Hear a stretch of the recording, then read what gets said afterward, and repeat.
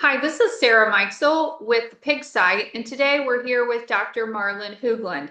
He is a veterinarian and Director of Innovation and Research at Feedworks. Thanks for being with us today, Marlin.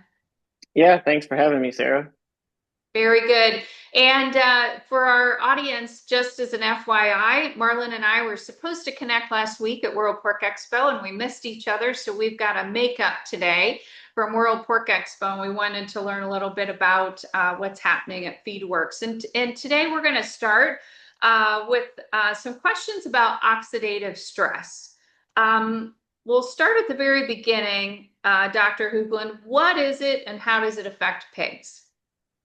Yeah, good question, Sarah. So oxidative stress, probably the easiest way to think about that is there's an imbalance in what normally happens in the body through what metabolism or immune functions. You get the normal production of reactive oxygen species. Those are oxidants, and so the body has a normal mechanism through vitamins and enzymes that counterbalances that and manages that oxidative stress, those oxidants, through antioxidants. And so when you get an imbalance that occurs with higher amounts of oxidants than antioxidants, you have a net result of oxidative stress that's occurring.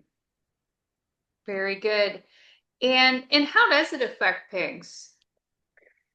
Yeah, oxidative stress can be mostly damaging. Outwardly, a producer or veterinarian might notice it from loss of productivity, predominantly in the form of growth rates, feed efficiencies. When it gets to a point, you could have loss of total productivity in terms of animals. So we can see oxidative stress lead to fewer total born alive.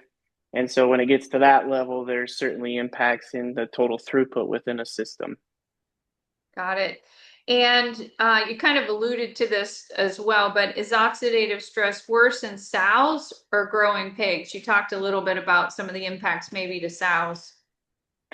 Yeah, it'd be hard to say exactly where it's worse. We can point to the periods in time in the life cycle of an animal where oxidative stress would be more of a problem. So if you look at the sow in particular, she's going to experience a lot of her oxidative stress more in late gestation and certainly into lactation, where she's going through those big changes with a lot of embryo growth, a lot of tissue mass with those fetuses developing. And then as she transitions into the lactation event, she's producing a lot of milk, nursing all those pigs, different diet changes. That is a significant oxidative stress event for the female, the sow, as she's Right. going through gestation and lactation. Conversely, for the piglet side, there's a significant oxidative stress as they go through different time periods in their life. Particularly weaning is a major stressful event. There's a lot going on there, and what we see then later on in life is oxidative stress really ramps up in the later growth finish when they're really putting on a lot of muscle tissue and a lot of growth rate. You're getting those reactive oxygen species just from that heavy metabolism that's going on in growth. So stress is the key word here, right? It's oxidative stress, but it comes out at times of high stress for animals, right? Yet high physiological stress, environmental stress. So we do see more oxidative stress associated with heat. Got The it. hotter it is, the animal's trying to work, we see a lot more oxidative stress with disease, right? Another thing that's coming into their life that really can overwhelm the immune system, and the immune system itself is generating a lot of these reactive oxygen species when it's fighting disease. That's part of how we fight disease. There's a lot of these oxidants that are killing bacteria and viruses, and so there can be collateral damage to the tissue, and so the antioxidant system's there in place to try to help alleviate that. Very good. And my next question, you alluded to with heat stress, but are there times of year when oxidative stress is worse? Is there a seasonality to this? Certainly, we know with pigs, the two main things that really probably drive some of that would be the heat itself. Sows in particular in the summer deal with more of that heat stress. Grow finish pigs, as we mentioned, they're trying to put on a lot of this muscle tissue, and they're starting to back off on feed intake. And that heat, the amount of heat they're generating just from all that feed consumption adds to it. So we do see that component from the heat stress standpoint. So you Right, naturally think about summer.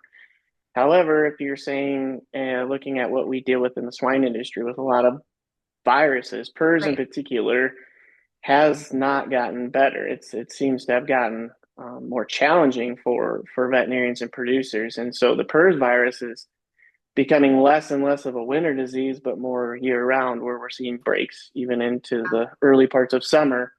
So, despite not having heat in the winter, we have our environmental and we have our viral challenges that come at us in the winter substantially, PD, PRRS, and so those viruses really add on the oxidative stress there. Yeah. I So heard it's that. kind of a year Yeah, round deal. Sorry. I was gonna say, Marlon, I hate to interrupt. It is, we heard that over and over again at World Pork Expo with other people and experts and professors and people talking that PRRS is becoming an all year. It is not a seasonal disease at this point in time, right? It is becoming an Yep, all year round disease. You could have a break anytime, right?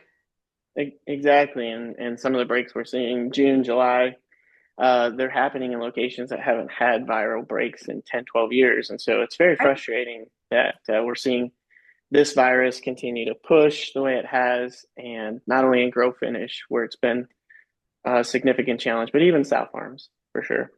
Right. Well, I don't mean to take us down a different path, but it is certainly an area of stress and a headache for a lot of operations. So circling back to oxidative stress, what ration adjustments should be made to help pigs through the stress? What can producers do to help?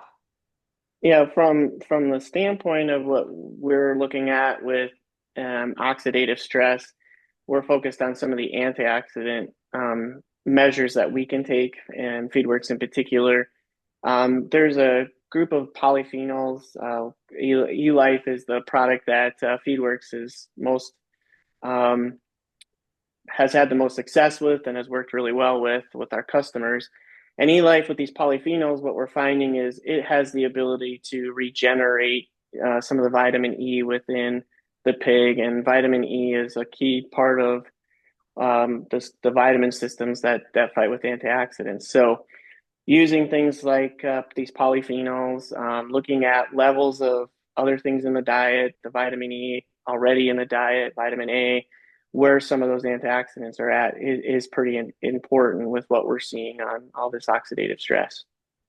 Very good. Well, thank you so much for all the information today, Dr. Hoogland. This was really helpful and insightful, especially as we're going into the summer where we are going into some of these heat stress environments and things like that. So thanks again for your time. We appreciate it. Yeah, thank you very much, Sarah. This is Sarah Mikesell with the Pig Site.